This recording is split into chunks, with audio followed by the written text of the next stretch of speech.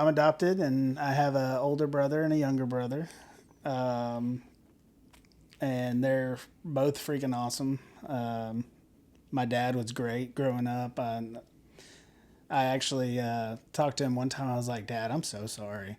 Yeah. And he was like, for what? And I was like, dude, I was a pain in the butt growing up. Mm-hmm.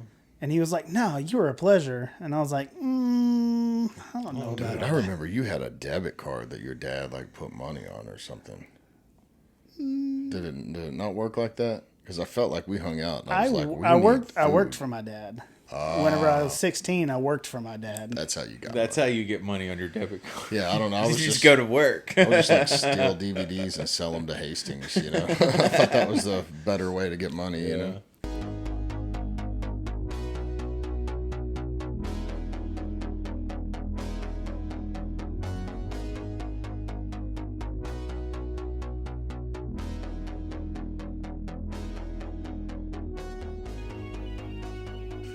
Welcome back to another episode of Two Dudes, One God Pod. Today, Pat and I have in the hot seat my buddy David, who's the last friend I have, and probably going to offend some people, but this guy, like, we were friends from like 5 years old, Green Acres, Sunday school or something. Yeah. Maybe 6. And we've been friends through, marriages, divorces, rehabs, churches, church hurt, all kinds of stuff.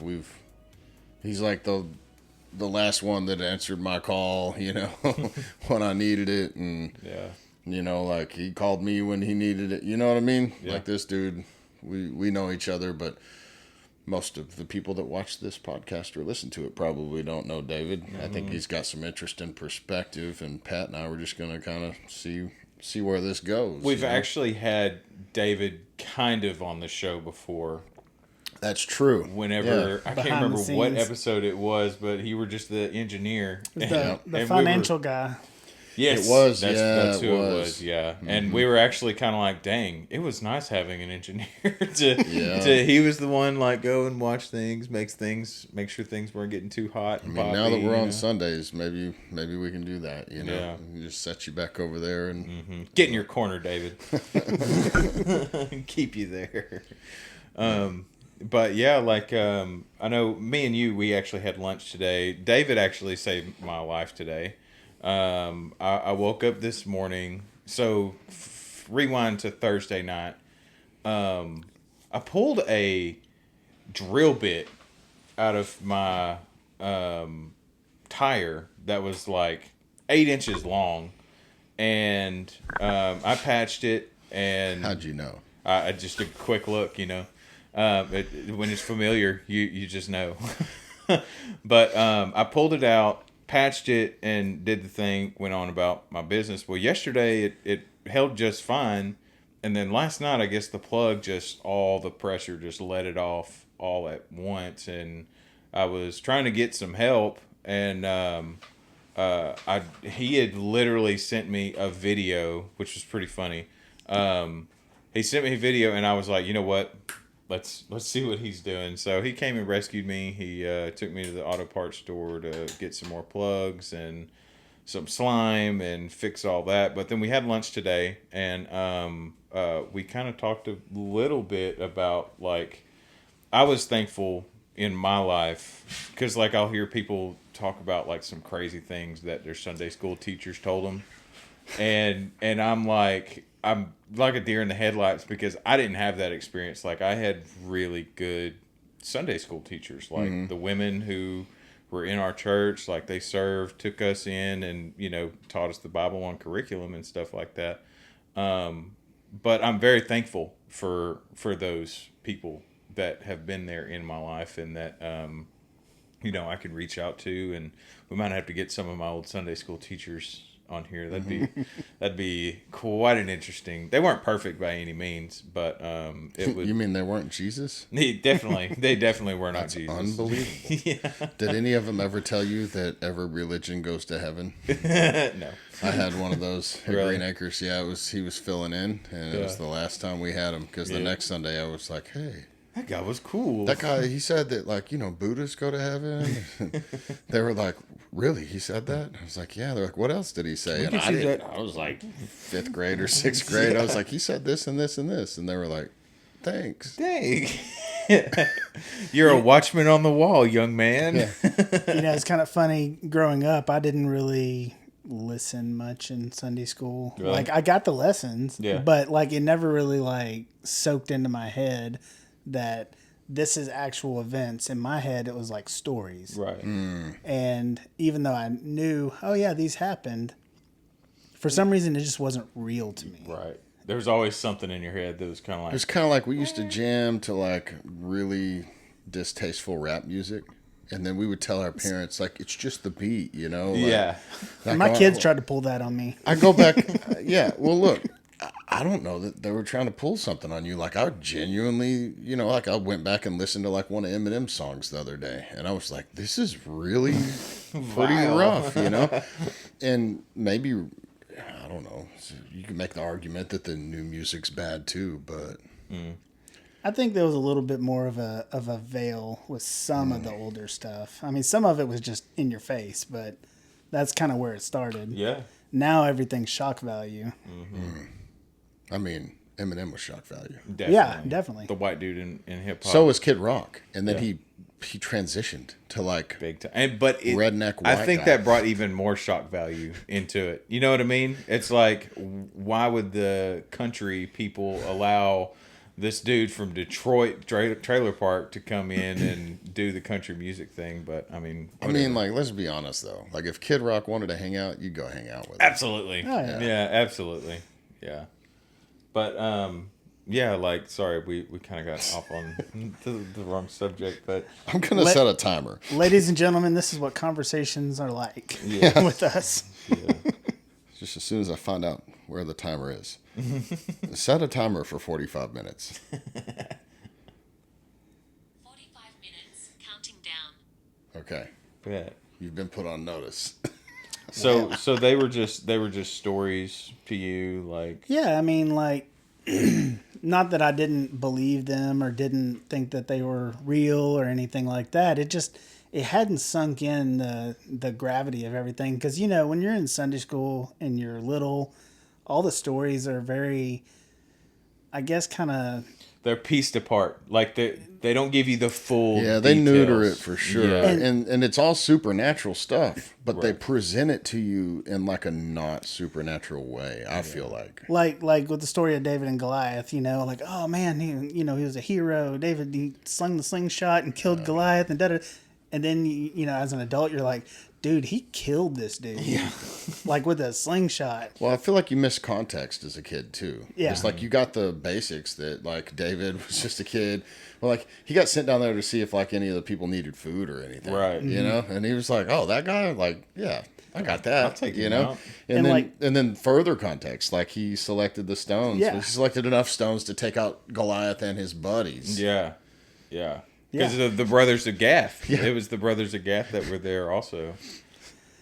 Yeah, and it, just going through childhood, I just kind of like, oh, those are really, cool stories, and I believed in God, and it wasn't exactly real to me. Like, it was real, but it wasn't like in my heart, I guess. Head knowledge. Yeah, it was head knowledge, not heart knowledge. And it's what everybody was doing. Like the way we grew Yeah. up, you went to church. Mm-hmm. And like the people that you knew, they either went to Catholic church or Green Acres, it seemed like, Mm-hmm. And we had a couple like Colonial Hills or Marvin Grace. or Grace, Yeah. Yeah. But like, A few First Baptist in there. yeah, it's pretty I was- pretty sanctuary. We had some Church of God people coming into the Assemblies of God Mm. every now and then, and when it became revival, Yeah. it was a whole, like, our church growing up was more of a, it felt like more like a Baptist, but there was like a Pentecostal twang to it. Like, Yeah, people stood up. every now and They held then, the package. every now they- somebody would, like, speak in tongues or whatever, but it wasn't like that big of a thing. But whenever revival came through, all the Pentecostals in the area came to our Like church, sizzling and like it was- bacon in Yeah, the I mean, house. Yeah. they would get down. I mean, I feel like David and I, like, since we grew up with Paul Powell and David Dykes, who just passed recently, you know, and what we grew up with was relationship and education. Yeah. And so music and production was high value, but it was like stand up, shake your neighbor's hands, and then you would sit down and you would get a high level education. You know, Travis went to church with us. You know, I mean, his dad ran sound and audio or video or whatever, but it was a world class education. I feel like, you know, he always told a personal story. He always followed his bullet points from, you know, they would hand them out. You know what I mean? You fill in the blank. And fill in the blank notes. And it was always not just, hey, this is what happened in the Bible, but here's the historical context. This is what this word really means in first century church, you know. And then here's practical application. And I mean, I think some people would say that Dr. Dykes was really like the first like executive pastor in the Southern Baptist kind of situation that we'd ever seen before. And he never took it to like, you know, televangelism level, you know. Right. I know they had it locally. I think they still do have local services. Oh yeah. Like for local TV stations. Green Acres aired every Sunday. Yeah. It's aired every Sunday. And the pastor there now, I don't forget his name. My family that listens knows, I'm sure, but he's like 40 or 41. Yeah. And, you know, doctorate, I think. I mean, he's solid. Everybody likes him. Yeah. So I did meet him at my grandma's birthday. His kids didn't have shoes on, so I was like, pretty cool guy. Yeah. Yeah, we like that. You know what I mean? Like he'd be all right. They're staying grounded. Yeah, 100%. Yeah. For real. Yeah. Yeah, if you're listening and you're a member of a Baptist church and you're a child, you probably are grounded right now. Because I think that's what David and I dealt with a lot as kids. I don't know. But anyway, back to David. Yeah. Yeah. So, you know, like I was saying, it was everything was kind of like pieced together, and it didn't make contextual sense growing up.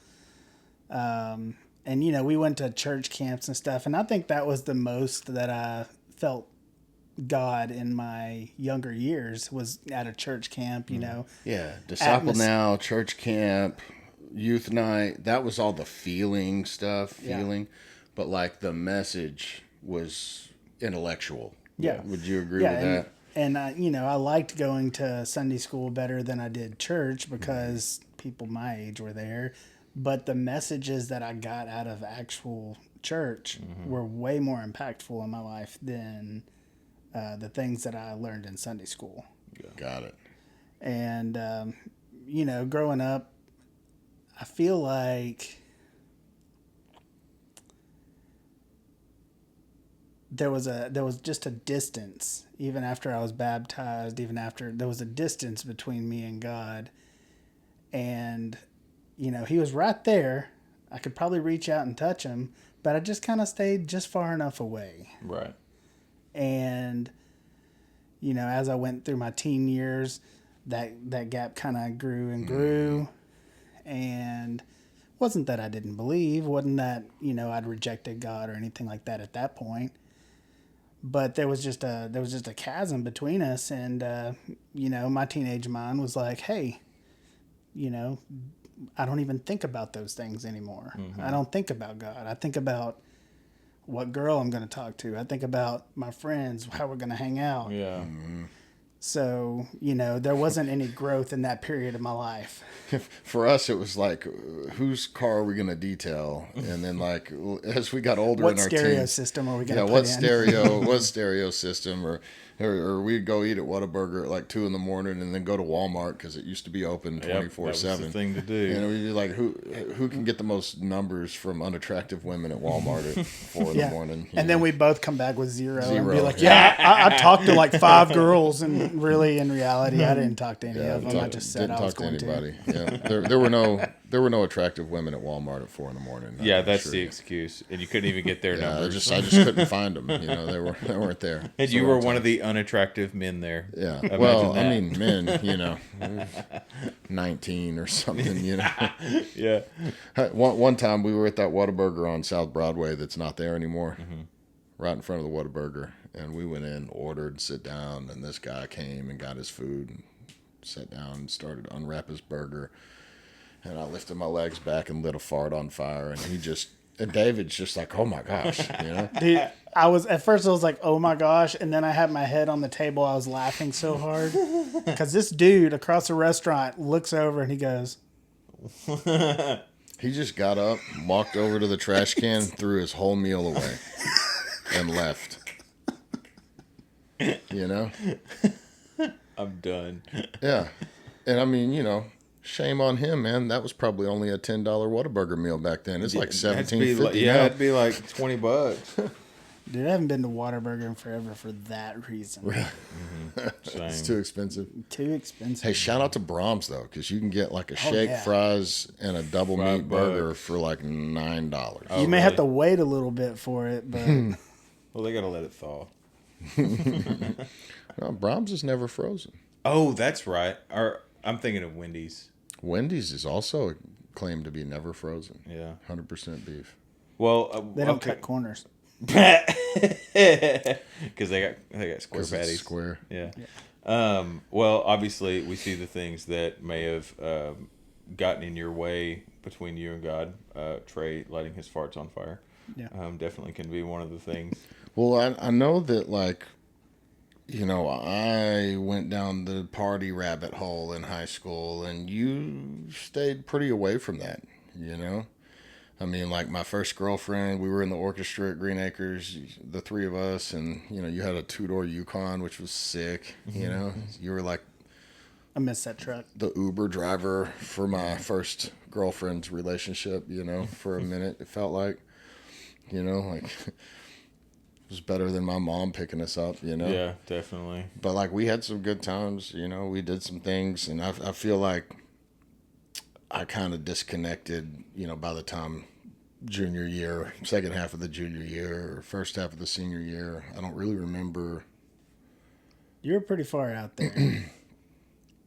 When I came back into town, he wouldn't even answer my phone calls, you know? Like, I saw him somewhere, and I was like, hey, you know, we should hang out. And he was like, dude. oh, I got to go, you know? I'm driving, and then I see this dude with long blonde hair, super skinny, and he's like, hey, man, hey. And I'm like, who is this dude? Oh, that's Trey. Not interested. Dude, no. And then I think we pulled up to your mom's house, and we sat in the car and talked for like 6 or 7 hours straight. Yeah. And it was really good. Good life talks. Yeah, Hashing some things out. crazy. Yeah. But I do remember at some point, you know, I don't know where you want to go with this story, you know, but at some point I was like trying to talk to you, and you were like, I don't believe in God. Yeah. So like some dark stuff went down, like you know, it's up to you, bud, but like, you know, you're adopted, but you got a younger and older brother that weren't adopted. I feel like we just skipped that. Oh, yeah. Well, I think we started talking about stuff in church first. Whoa. So that kind of started right there. That just floored me. It was like, whoa, that was the. So yeah, I'm adopted, and I have an older brother and a younger brother, and they're both freaking awesome. My dad was great growing up. I actually talked to him one time. I was like, Dad, I'm so sorry. Yeah. And he was like, for what? And I was like, dude, I was a pain in the butt growing up. Mm-hmm. And he was like, no, you were a pleasure. And I was like, I don't know about Dude, I remember you had a debit card that your dad like put money on or something. Did it not work like that? Because I felt like we hung out. And I was like, I worked for my dad. Whenever I was 16, I worked for my dad. That's how you got. That's how you get money on your debit card. Yeah, I don't know. I was You just go to work. I would just like steal DVDs and sell them to Hastings. You know, I thought that was the better way to get money. You know. I never even thought about doing that as a kid. Hey, when I got back from rehab, I went to Hastings to rent a movie, and I thought surely I'm going to have a bunch of overcharges or whatever. But like on Wednesdays or Saturdays, I don't know, some day of the week, they'd let you sing like karaoke over the intercom, and they would wipe your balance. And so I'm like bracing myself, the person in front of me singing "Hit Me Baby One More Time" or whatever by Britney Spears. I'm like, I got this. You know, I'm gonna do it. I got up and they go, hey, you have a balance of $121. And I was like, okay, you want me to sing? And they were like, no, it's a credit. Oh. I guess some of the stuff I sold, I had a credit at Hastings. Oh. You know? So. That's how you know you're for sure on drugs at one point. You know, you just have like, you're worried about going somewhere because you think you owe money, but they owe you money. You Yeah. know? Anyway. But yeah, so yeah, that little tidbit of information I should have shared from the get-go. No, you're good. But yeah, going back to what you were talking about, you know, whenever I went through the rough patch, it was like my senior year, right after my senior year. I'd been dating this girl for about 4 or 5 years, I think. And then all of a sudden, she broke up with me, and I was like devastated. Yeah. Yeah, I remember that. I was like, what'd she say? You know, you were like, Yeah, she just, looking back on it, I was not the greatest boyfriend. I was pretty selfish. You know, we always did what I wanted to do and stuff like that. So I understand it now. But during that time, I was like, I guarantee you she's got another guy. And, my world was falling apart. Nobody loved me. Kind of put your identity in with her being around, you know. there's definitely as a guy, there's like a security blanket of like, I'm attractive enough. I have a girl that likes me, you know. And when you look at, hey, what's got me tripped up? You know, what's this affecting? It's my pride, my success, if you look at a guy, you can judge him by the woman he's got and how she treats him, and vice versa, you know.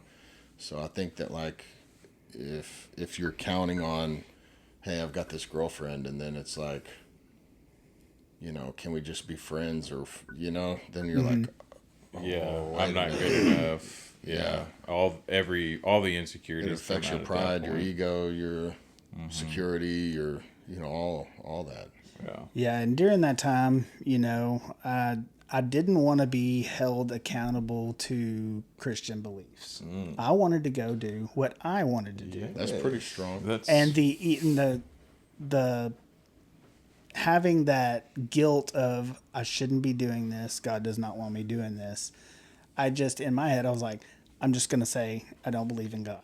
Yeah, it's much easier. And that worked for a while, and I kind of gradually started moving back towards it, but for the most part, I was just pretty much complacent to the idea of God. And, me and Trey started a band, and, we'd go on to shows and do stuff and that was a great time. I enjoyed that so much. Yeah. And, it wasn't until we were up at, it wasn't until about the time I got married that I really came back to God. Yeah, but what was it? Because I felt the same drive when I first got married to my ex-wife. And it's like I had this overwhelming sense of like, hey, I'm not in control of this ship. Yeah. And like, we need some help. I need That's where I was like, hey, if I can get these people that I love, that I'm married to, that I'm fathering, if I could get them into, then maybe they'll listen to somebody at the church, because I don't think they were listening. Because they're not listening to me. For me, it was more of like, maybe we should probably go to church. And this guy that I worked with, his name was Bob Heiser. Oh, yeah, He Bob. hounded We gotta me. get Bob on. He hounded me. He was like, "Man, you got to come to my church. My church is awesome." And I'm Where like, did he "Dude, go? everybody says that." He went to Harvest. Yeah. And I was like, finally, I was just like, okay, just so this guy will shut up, we'll go. And the very first sermon that was preached there was about roadblocks in life. And are you experiencing a roadblock because of, things that you're doing, sin in your life? And afterwards, I looked at my then wife, and I was like, man, I feel like I know what our roadblock is. And she was like, I do too. And we weren't married at the time. We were just... cohabitation. Yeah. And so we abstained from sex for the most part until we got married. I mean, we didn't make it there, but we did pretty good. Yeah. Yeah. And It's a lot easier to not have sex after you're married than it is before you're married, turns out. That's gonna be a clip. Hey, if you're listening to this and you've successfully not had sex before you got married, I'm congratulating you right congratulations. now. I Yeah, applaud but that. anyway, But yeah, so we talked about the roadblocks, and we both came to the same conclusion. We made it almost to marriage, and then like by that time, things were going really well in life for both of us, and we grew in the church. We were part of leadership. We were deacons. All that, and then there were just some changes within the church that we didn't really like. and y'all were like you were on the worship team too, or Yeah, I was on the worship team. I played bass most Sundays for the worship team. And there was just some things. The church was going through some big changes. I'm talking like complete changes from what it currently was to what they wanted it to be.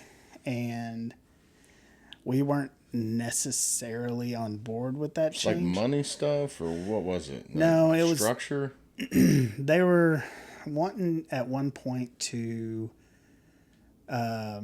open like a coffee shop and make it like a coffee shop church, and didn't want it to be like a traditional church. They wanted it to be more like a coffee shop where you come learn about God. I think that's where they were going with it. And I really wasn't on board with that.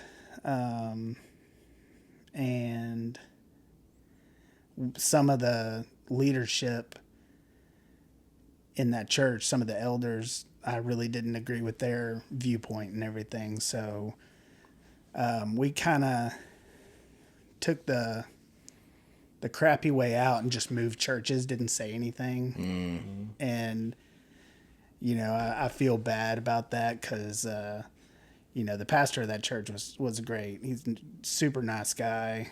And he called me and he was like, "What's going on?" And I was like, "We're going to a different church." And Y'all were like living in the parsonage and stuff, weren't you? Yeah. That's the church you got married. I was there. Yeah. And man, if I could take that back, I would. I'd do it a lot differently. Still do it, just do it a lot differently. Yeah. Not take the I guess the best way to describe it would be the bitch way out. Yeah. Just like, I'm just gonna step back. Dip out. Yeah. Well, I mean, confrontation's hard, especially when it's people that you care about and you worship with and that you're in community with. It's But also, I would say, like, I'd probably be right there with you. Like, I have, like, obviously the church that we go to, like, it's open for anything. Like, you can definitely come there, hang out. We have groups that meet there. We even met there, in the beginning of the show and everything. And, but like, if I feel like if it became a coffee shop, then I don't know that I would like be on. I feel like it would be like a dead horse type thing. Like, like you're gonna add an expense and then you're gonna have to maintain the expense and then. well, I think and I could be completely wrong, but I think the whole idea around it was a revenue source for the church. Right. Yeah. So, which is interesting because the pastor of that church, I don't remember what happened with all that, but he's the guy that's at Tyler Biker Church now. Okay. And so they've got like tools and lifts and things there, and they do tire changes. So like he succeeded ultimately in having a model similar to that where you can like come Do it in and hang out and do your own oil change there and pay a small fee or a donation because you use their equipment. And so as far as I can tell, it seems to be a healthy growing church. I visited a few times back in 1918, somewhere in there. And I think it's definitely the direction he needed to go. yeah. More so than coffee. And I mean, when we talk about Old Harvest, like it was even a smaller church than Wilderness. Would you say that's accurate? So I think that at some level, people don't think about this, and this is the part where ministry gets ugly, but like even this podcast, Pat and I, have been doing this on a whatever we can donate ourselves budget, and we received a very generous $500 donation that allowed us to buy the program we needed to edit it. But like the microphones, the stands, the recording device, the computers, the phone, the video, all the stuff is things that we've either acquired for the podcast or we already had that we're trying to repurpose. At some level, a church is a entity that has to operate. It has expenses. Our podcast has expenses, and probably more expenses than we thought when we signed up for it. Definitely. Yeah. So, I think conservatively, we're somewhere in the $3,000 a year range to run a podcast, and there's zero income. When you got a church, you have some staff members that you can't get around. You got to have a preacher, and like we're lucky at Wilderness that Travis has some alternative sources of income. Yeah. And I don't know that the situation at Harvest was like the same level. There was less people, I'm sure, lower tithing amounts. There's just a lot. I guess I'm just saying there's a lot of context to it all. Yeah, there's some things that happen here. Right. And I think that guy, what do they call him, Scout? Yeah. Yeah, he was cool. I've met with him a few times. I've been to, I guess I went to Harvest once or twice, and then I've been to the biker church 2 or 3 times, and it seems cool. The guy preaches behind like a road glide fairing. I mean, it's pretty far apart from what Wilderness feels like, but it's the closest thing in Tyler, Texas to like just outside the box kind of a church. I'd put it on par with like a cowboy church. There's definitely some people at a cowboy church that are wearing a hat and the boots and don't own a horse. Yeah. But I would say that probably most of the people that go to Tyler Biker Church rode or rode in on a bike, Yeah. And I'm pretty sure that church like spurred off of Cross Brand somehow. I think there were some people that were going to both. I think Woody. Do you know Woody? Yeah, I know Woody. Yeah. Yeah, I knew his stepson, I think it was his stepson that passed away a few years ago. Well, anyway, you were living at the parsonage of that church, and you bounced, and you were like living there and going to another church, right? Right. Yeah, for a little while. I let them know because like they sent us a note saying, hey, the building's up for sale. And this is around like you got married and we're going to that church, we're involved in that church, and this is around the time that you adopted your 3 kids. Yes.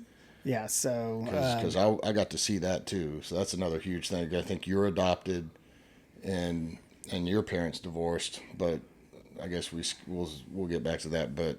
And then you got married and adopted her children. Right. Like legally, like I was there. They took a picture with the judge. It was like I cried. Everybody cried. It was a crazy cool thing. Yeah. Yep.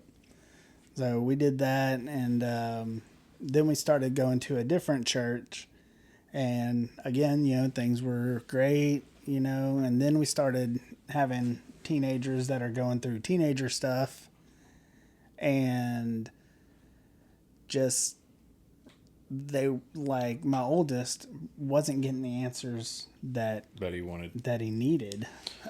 He had been asking because he kind of started doubting God, and started asking questions. Well, they saw these questions as being combative. Yeah. And I don't know exactly what happened. I have his story and then I have their story. But from what I understand, they pretty much told him to stop asking questions. And about that time... Yeah, we don't talk about that here. Yeah. Yeah. And he, he was like, what the heck? Who am I supposed to ask these questions to? Yeah, where else can I go? So they told him, I think they told him, don't come back to youth, if I'm remembering correctly. And so I had him sit down with a meeting with the pastor, just him and the pastor. They could talk. And he said that it was pretty much the same situation. And, they just kept telling him he just has to believe. He just has to believe. Yeah, that's And That's for not somebody, what you tell a teenager. for somebody that's doubting, just saying, "Oh, believe this thing." Well, I mean, that's what cults do. They just tell you Exactly. believe what we're saying, and We are the authority. yeah. And so, I'd been in this church for a while, and I knew everybody, and these are good people. I just think that the way they delivered it to him, or at least the way he perceived it, was dismissive. And from there, I mean, he kind of went on what I would call a spiral. He'd call it just, like living life. Right. But, we came home. My then wife's dad died, and we came home, and or we had gone to we were going to his funeral, and then something happened to where it was called off, so we turned around and went back home. Walked into the house, and our oldest had hotboxed his room. Entire house smelled like weed, and I mean, and one thing that I've always told them, I'm like, not in my house. Right. I mean, You don't pay bills here. Like, yeah, I mean, it's he in my had place. a younger brother who was impressionable. My daughter, I don't, at that time I didn't think she would do anything like that, but I think maybe she did. I don't know. Yeah. But she was always a good kid for the most part, and as they got older, they got more challenging, and would challenge our belief system, and that was a real difficult thing, because we raised them a certain way, and then all of a sudden they start thinking on their own. And in my head, I was probably overbearing about a lot of things, because in my head, no, I want you to be a Christian. I want you to believe in God. I want you to do these things, but it's not my responsibility for them to give their life to Christ. Yeah, you can't do it for them. Yeah. And that's one thing I really struggled with.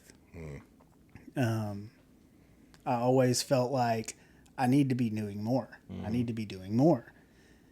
And, as they kind of drifted further and further away, it was really rough. Yeah. And I continued to cling to them. And I think that ultimately pushed them away more. Yeah. And that's a real tough thing about parenting. Well, you're kind of more of a rule follower. You're like, well, Oh, yeah. like when I think back to when we were younger, if your dad said don't do this, you were like, oh, I can't do that. Dad said not to do it. And maybe that was generational, Maybe. Because I don't feel like the current children in the universe are like, I'm not supposed to do this, I don't think that they even have a thought that crosses their mind. I shouldn't be doing this. Hey, in this what were you generation. thinking when you did that? Nothing. Nothing. Yeah. Nothing. They're telling the truth, guys. I think one thing that a lot of people experienced, you've got the people who are like, I don't believe in this, that, and the other, and then they go to the pastor, and then, they're not getting answers. I think the problem with the church that we grew up in, it was really an echo chamber. And I know I can think back of several situations where I was just learning about something, and I brought it up in church, and then somebody was like, you shouldn't be learning about that, and I'm like, yeah, but the thing is like, I'm learning about this because I know or I think that God is in opposition to this, and I should know something about it. And then it just kind of got, suppressed, and then I just stopped caring. But then whenever I came back to faith, those questions were still there, but I knew that there was an answer, but it wasn't going to be in the echo chamber of everybody that just go to church, just believe, that's all you got to do. that's not what our faith is. You know, in Peter it says that we're supposed to give a reason for our faith, and I think that that's for everything in our faith. And there's still things that, you know, we don't know, that we're never gonna get to know this side of glory, but I can look at other things around that same subject and situation and be like, well, God says this, you know, why would I go that route? Well, I think Travis had a great series, like I just can't believe in God or Yes. something, Yeah. and he went over that this kind of crisis of faith, and for me it was true too. It's like I grew up, I believed it. I don't know that I quite would categorize myself the way David did. Like it felt real, and I did have a relationship with God, and I didn't feel distant from him right up until, You did. yeah, you know what I mean? Yep. It was like 15 freshman year, Yep. the summer after freshman year, right before I turned 16. It was like the first girlfriend, the first kiss, the first weed, the first alcohol. And then it was like immediately there was a divide that I could feel. It was like, boom. But the thing is that girls and drugs and alcohol felt just as good as the God thing, and it didn't take any effort. It just kind of came. It was like, you know, it's immediate. It was easier, instant gratification. But I think that it's like what we teach kids in Sunday school is it's just, it's not that it's not true. It's just that it's not the full story. Yeah. And so that whole like, hey, we don't talk about this here, just do the right thing, just say no, it just didn't work. And then when I got a taste of what the world had, what the devil had for me, right? I was like, well, y'all said this was bad, and it's pretty awesome, Yeah. you know? And so then later when I came back, I had to confront some of that stuff. And I mean, it's like a 5-part sermon or something on that. Yeah. It really nailed it. He talked about the nuns, you know, the people that don't have not the Catholics, but, you know, the people that proclaim that they don't have a religious affiliation, that they think religion's bad, or, you know, that don't identify as a Christian, you know. So one thing I do appreciate about our church, I'm not saying that everybody knows everything, but I think there's a willingness to investigate. Like, okay, why did this person say this? Did you watch something? You know, did you see some dude that was spouting off all these random facts that, you know, all this stuff goes on and you're questioning about it? Okay, let's go and look at it. Let's go see what the truth is. Was what he was actually saying the truth, you know?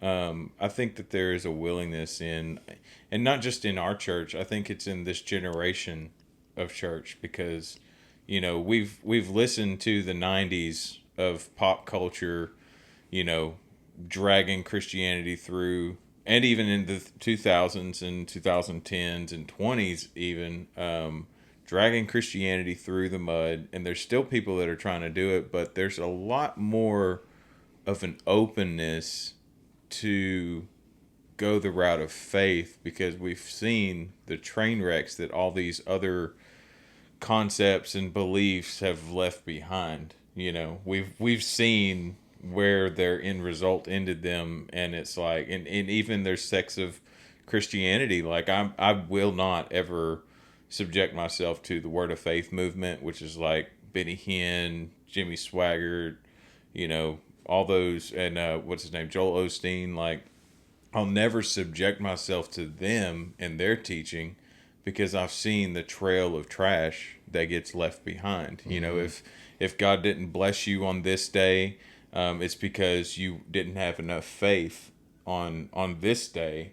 But if you'll have the faith and you'll donate the money and all that, then God will bless you. Well, now I see everything is a blessing from God.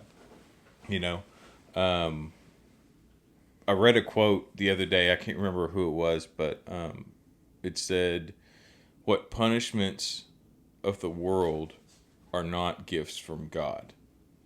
It is a privilege to exist, not just to be blessed, not just to be functioning, not just to be like a millionaire, but it's a privilege to exist and to be able to come to the Father and just be heard by him. He may not even answer the question the way that you want it to be answered that day, but if you keep looking for him in all the little things, then you will see him.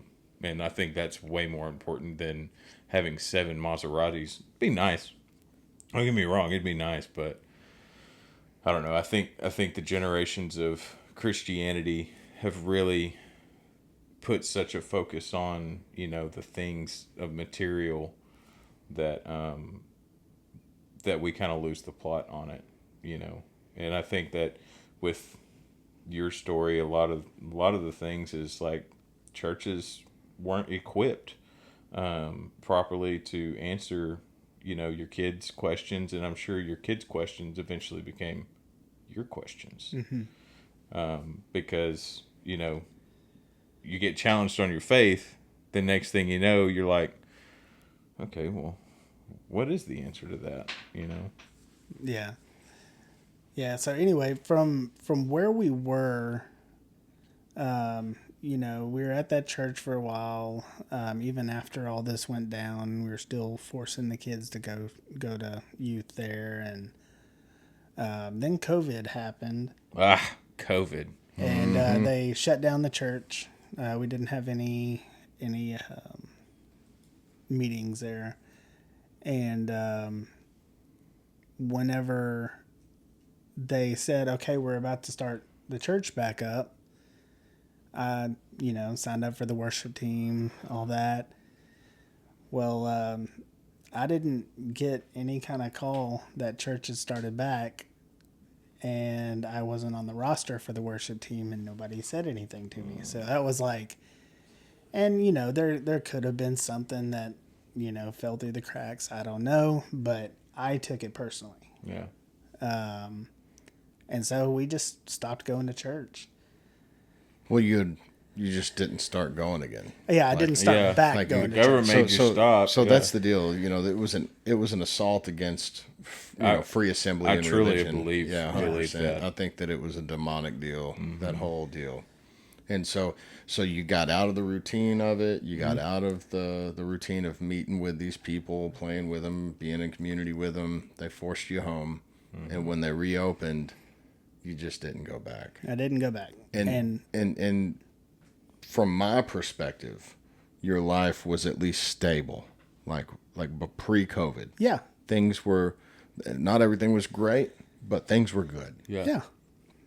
And then once we stopped going to church, I feel like that was kind of the beginning of the end of a lot of things. And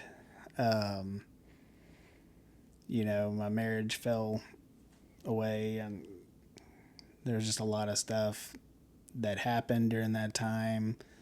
Relationships with kids went away, went through a divorce, and that's one of the toughest things that I think I've ever had to go through. There's a lot. It was tough on you as a kid when your parents divorced too. It was, but like I said, I was so off in the clouds that like it sucked. It was really hard, but it didn't bother me that bad. As a kid, not many things bothered me. I was in my own little world. And I think anybody who knew me back then, adults, could probably tell you I was always off in my own little world. But so got a divorce. My ex moved up to Arkansas. My 2 older kids moved up there with her. And I got custody of our youngest. And so it was just me and him, which is cool. But, there's a certain financial burden that first of all, having a kid is a financial burden. And on top of that, any debt that I had coming out of the divorce, and I didn't ask for child support. I didn't ask for, spousal support or anything like that. Mainly because it just didn't sit well with me. I honestly wanted her to go live her life and, be away from me, and I'll rebound. As a guy, I felt like, okay, this marriage fell apart. It's my fault. I need to bear the burden of any consequences that come from it. So, And that's what society wants you to believe. Yeah, I was staunchly disagreeing with all the things and decisions and steps, and I was like, but there's a lot. It was a mess. It was a mess. Like, look, you don't get married with the intention of getting divorced. Right. And y'all didn't get married with a prenup so that the divorce would be easy, because most people don't, because they don't intend to get divorced. But there was definitely some real imbalance and some real kind of offset stuff. There was I don't know if you want to talk about this stuff, but I mean, like she decided that she was different. She wasn't straight. She's mental illness. Just like, watch TikToks. I've got this. I mean, it's just it was like it, and all of that I think started when they shut down the church. It's like, now you're isolated. And then they shut down a lot of things, and like, you were retail. And so you got the weirdest part of it, then she's working from home. It just, everything about that whole deal. And like, I see where you took the non-combative route. Like, you wanted everybody to be okay. Yeah. And you took the responsibility for the failure of that deal. But like, I just want to affirm you, like, man to man, I've been divorced too, and I took responsibility for my stuff too. But I don't think it's completely fair. I think it's a weight that we take on whenever we're in that situation, that we shouldn't be taking on the full brunt of that. Yeah. You know what I mean? Like, I took on the responsibility of the divorce, all that kind of stuff. But I wasn't the one that stepped outside of my marriage. You know what I mean? Right. I was the one that was committed. I was the one that was taking my family to church every Sunday, who wanted my daughter to be in a Christian household. Like, I was on the forefront of that. But I still had my struggles, no doubt about it. But then the responsibility of somebody else stepping out of our marriage, like, that wasn't on me. And it seems like anytime you bring up a woman cheating, then, oh, well, what did the man do? Right. What did the man do to cause that? You're not hearing the problem here. Is we're two people, and we both have decisions to make in that situation.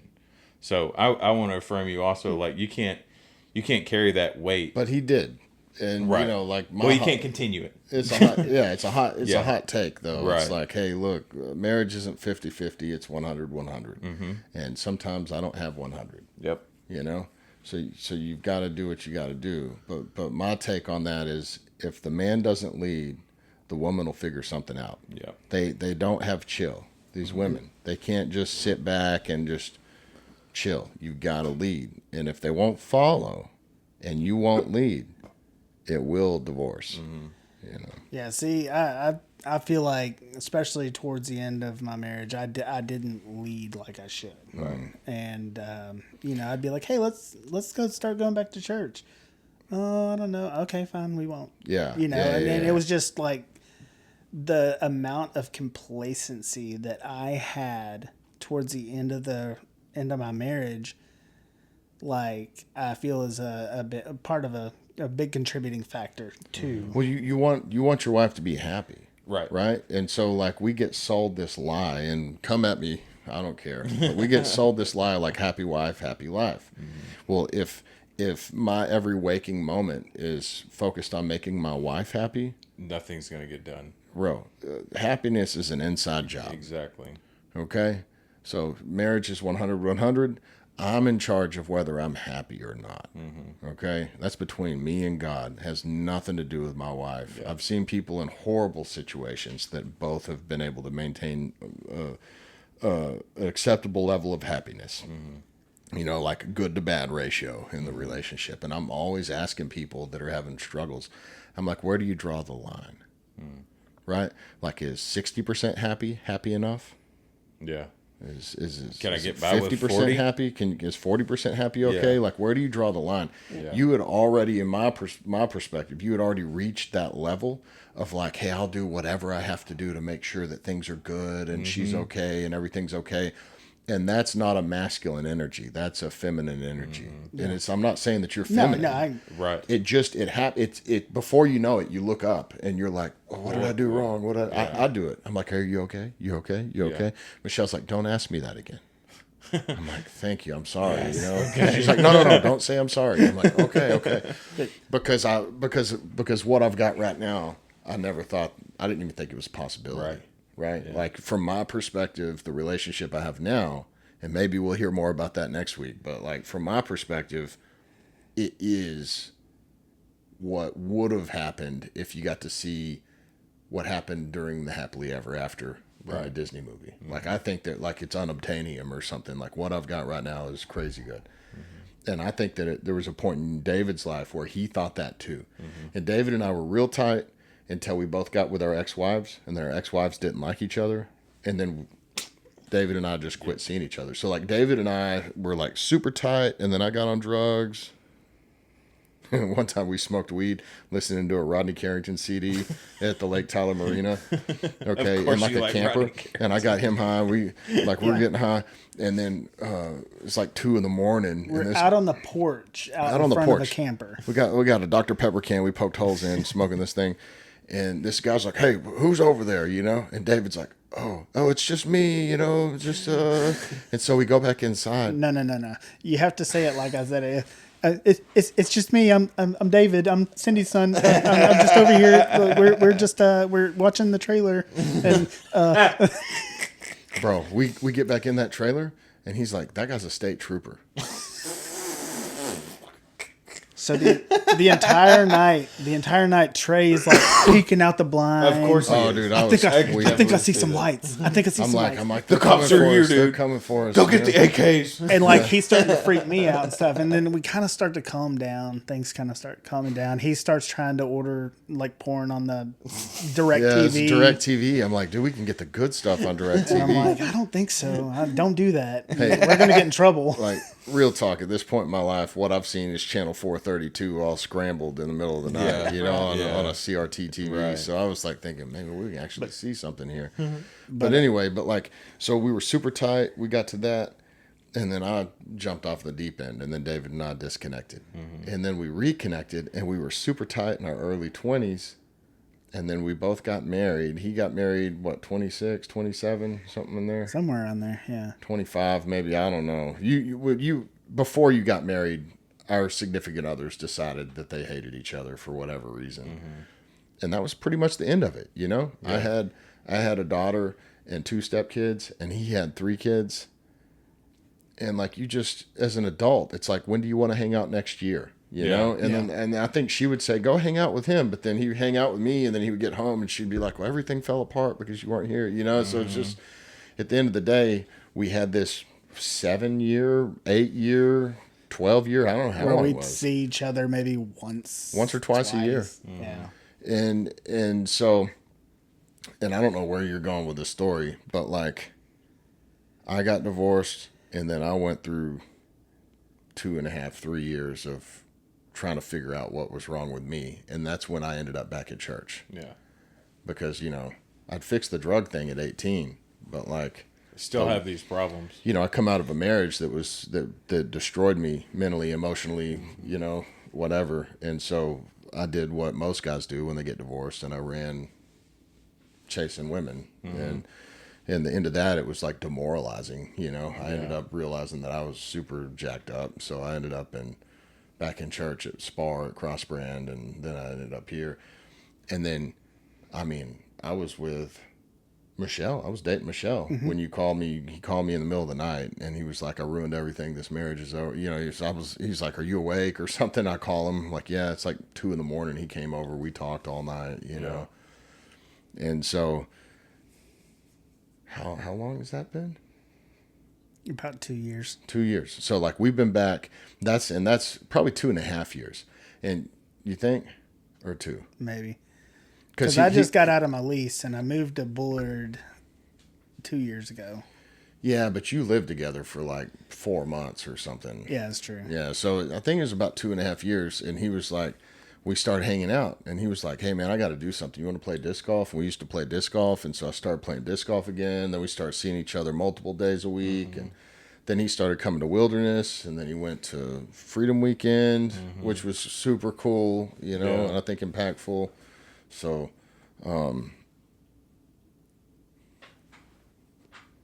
that's what's up. I'm like, maybe we can hit some of the good stuff, because unless we miss some of the bad stuff. There's plenty of bad. We probably have 5 episodes with you, dog. Yeah, there's plenty of bad, plenty of good. But we don't have to go through all the details. Yeah. And if there's anything that I brought up that you didn't want to bring up, let me know, and I'll.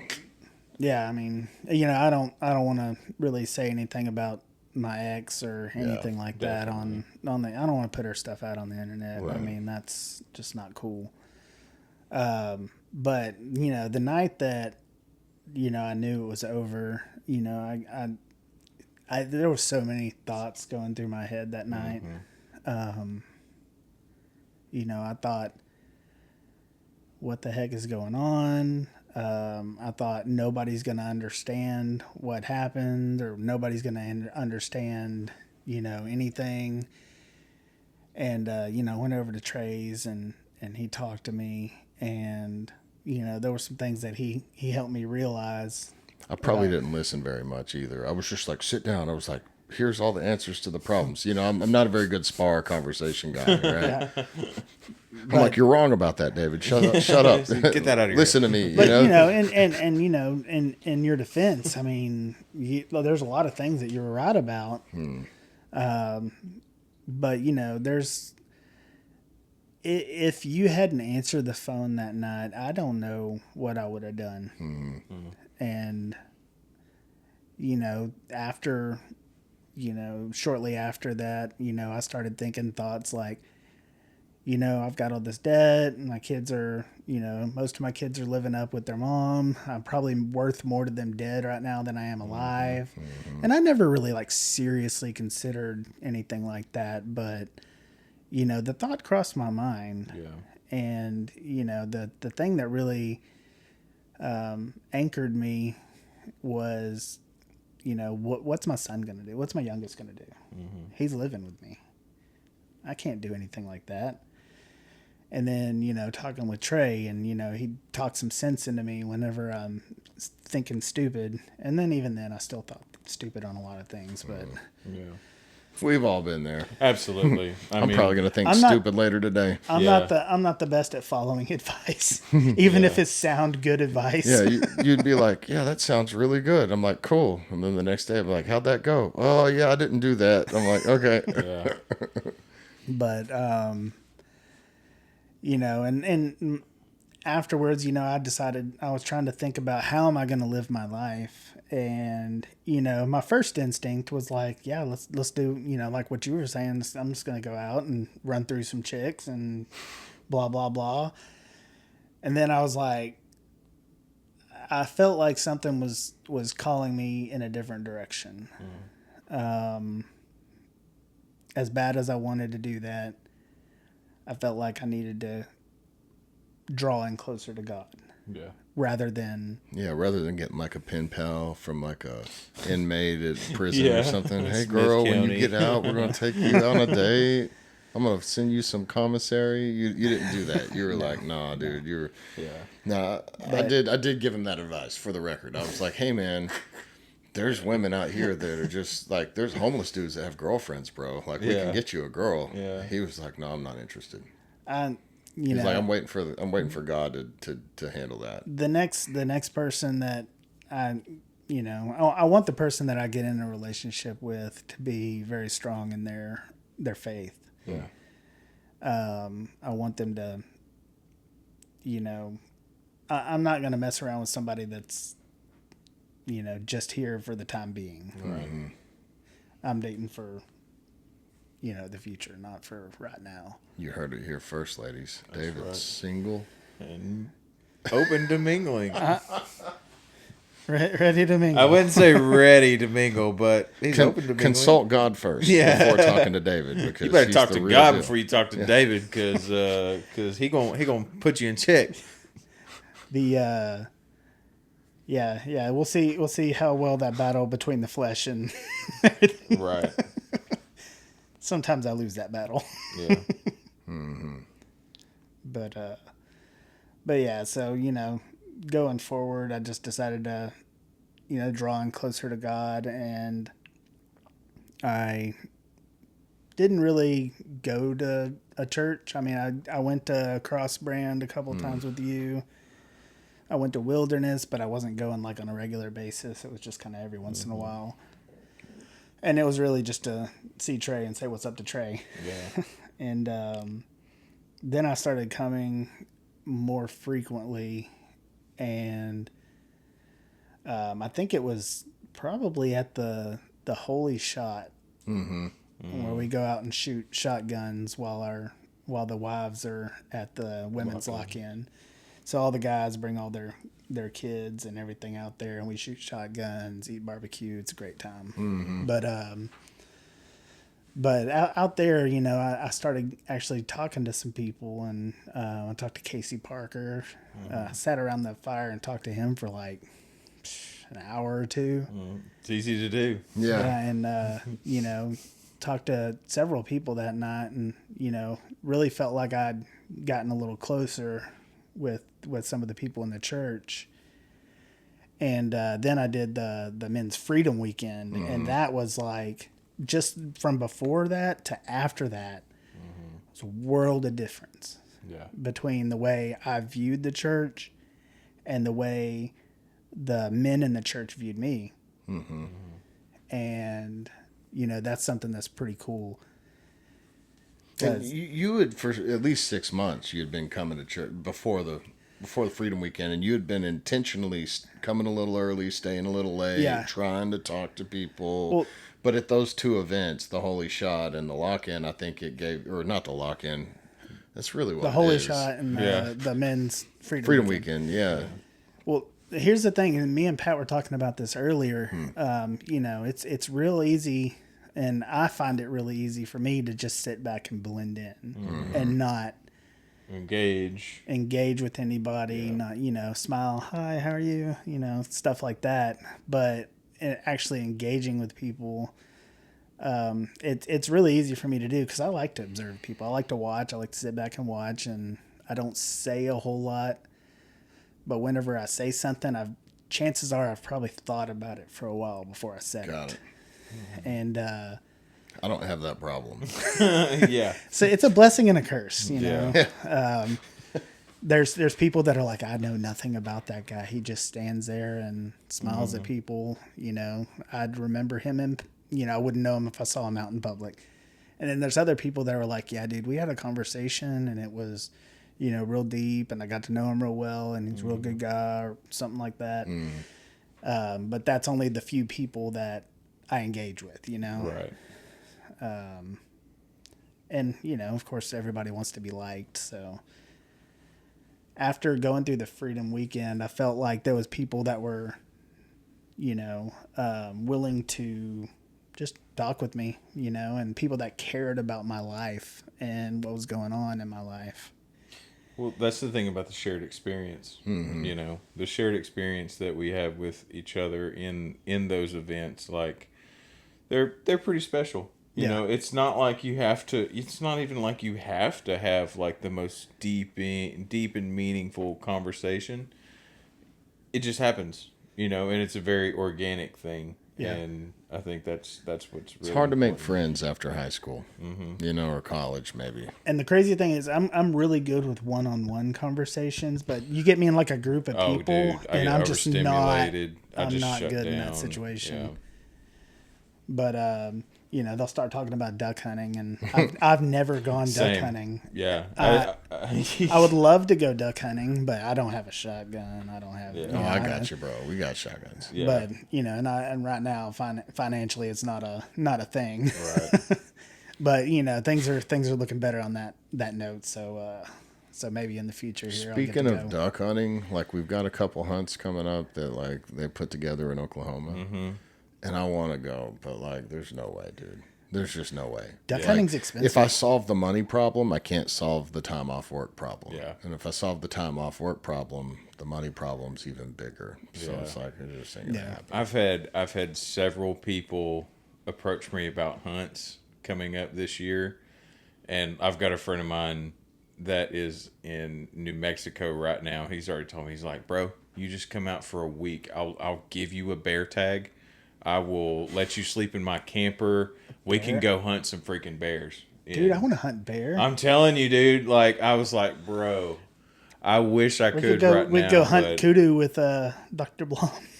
Yo, Dude, I'm going next year. Real talk. I'm going to Africa, like Mm-hmm. with another guy that you know who I'm trying to get onto this show, Got it. Rhino. But yeah, like I'm definitely going to Africa next year. You know, there's a lot of camaraderie around hunting in general. I remember growing up, we always went deer hunting, and I will say some of the best times that I had were deer hunting with my dad and with my uncles and my brothers. I mean, just there's a sense of closeness. a whenever- shared experience. Yeah, when you're Telling out you. there.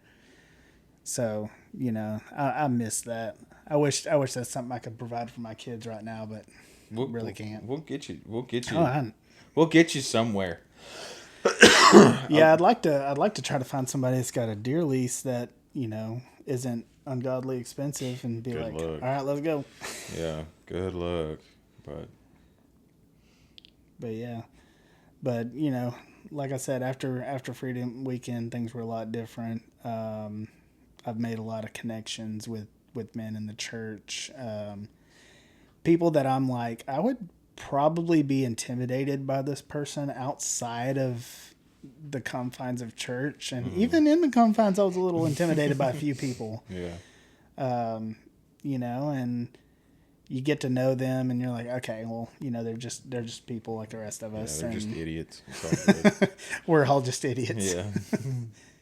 And you know, I feel like that's helped me a lot with going through my stuff, because you know, you always think that you're the only ones going through problems, and you're the only one that feels a certain way, and then you talk to other men and they're like, yeah, dude, every day. Yeah. And it's like, wow, really? You Yeah, struggle with that? you're the one that's got your shit together. Yeah. How do you have problems? Right. But yeah, you know, we all struggle with similar things, and having somebody to talk to about it, and somebody that can help dig you out of holes that you've dug yourself into, you know, it's something that you don't find everywhere. Yeah. And that's Well, we definitely enjoyed you being around at the church, you know, going to different events and seeing different things. Like, you'd be surprised just what a ministry of presence can Yeah. be, you know, just being available, being around, you know, you never know, like, what the opportunity of, hey, I don't know, can someone go get a spatula for me? Yeah, I'll go grab that real quick. And Yeah. then you come back and then boom, this dude just unloads everything that he's been going through on his own, in his own mind, and then you're like, I just went and got a spatula. That's really all I was trying to do, and next thing you know, here we are. So, yeah, I think the ministry of presence is something that is underlooked within the church, and something that I think that everybody should really just try to tap into is just being around. And David's done a good job of that. I mean, after Freedom Weekend, he came back and served on the Squirrel Camp team. He's played bass on stage at church for, One time. Yeah, once. Yeah, Uno, but he did it. Yeah. And he's done sound a bunch now, right? More than even I have, and I was the first one in on that deal, and then you came in, and now you're kind of a pro at that. No, we've been just so busy, dude. Yeah. It's just like we were doing the hosting front end kind of stuff, and it's been too crazy this summer. Yeah. So. But we did make it through all summer with 2 services all summer, which is impressive. Even though the 9 got a little thin a few times. A couple of times it started 15 or 20 minutes into the 9. Were you there this morning? I was, yeah. It's a good message. It was. A lot about the stuff that a lot of toes stepped on today for me. Yeah. Yeah. Definitely stood on mine a little bit. Not stood, but like, hey, you're fixing to have to start having some conversations with your kid, And I think that's important. Yeah, I was wondering if lunch conversation, prior to y'all getting here, I wondered if y'all talked about that a little bit, and especially just the idea, because I think that's a huge trap for young families, is to make the kids the most important thing. Yeah. And I can definitely see where my previous marriage suffered in that aspect some. And then it's even worse if one of the parents doesn't do that. If both parents are like, yes, the kid's the most important thing, I think you can go a little bit farther. But if one of the parents is like, I'm the most important thing, and the other parent's like, the kid's the most important thing, well, then you're really rowing against the current, So, yeah, and making the kid the center point of your existence, basically putting them above God is very easy to do, because you love your kids, you don't want to see them suffer, but at the same time they have to grow. Yeah, they got to learn things for themselves. And that's been really tough for me, and got me thinking a lot about, well, man, what should I have done differently? Right. And you can't really, there's nothing you can do about your past, so what could I have done differently needs to change to what can I do differently now, which is a different conversation, because all my kids are pretty much grown. So it's a little bit different, but I still have faith that the kids that are not following the Lord, or one of my kids, probably 2 of my kids are atheist, and the youngest is just kind of like I was, just kind of complacent to just like, I'm just out hanging out with my friends. I don't know. I'm just in the environment. And I pray every day that God will reveal things to them, and that they will listen.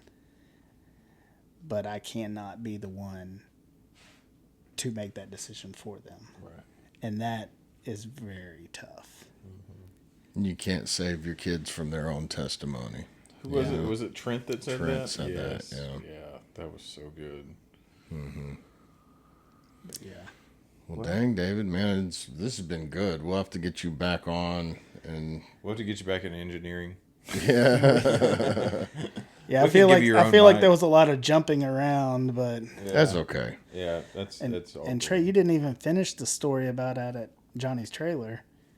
Whenever about the time that we all started calming down, the CD that we were listening to started over, and just it was completely silence. Yeah, and we're just like sitting all in of this a sudden, trailer high as a kite. All of a sudden, you hear, "How y'all doing?" That's how the CD started out. I was like, "We gotta go. We gotta go. Oh we man, gotta go." That is funny. Yeah, it's wild. I'm like, I don't know why we're smoking out of this Dr. Pepper can. There's like an Indian peace pipe, like a real artifact, the real deal. I'm like, we should use that. David's like, we can't use that. That's against. Yeah. I'm like, why not? You know. I don't know. It You'll just felt know. it felt disrespectful to him. Here's the funny thing. Everything we did was disrespectful, but you know, here's the funny thing. Fast forward a couple years, that dude, I never met him. The trailer owner. Yeah. Never never met him.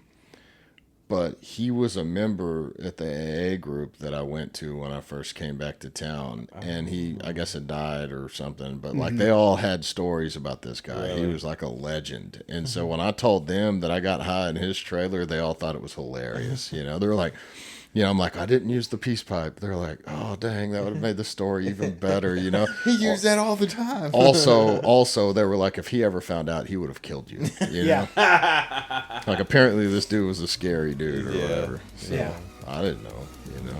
It was just like a cool place at the lake that I could go and hang out at. Escape. Anyway, right on. Well, hey, that wraps us up for this episode of Two Dudes, One God Pod. We'll see y'all next week. Thank you for enjoying this episode. Bye. Bye.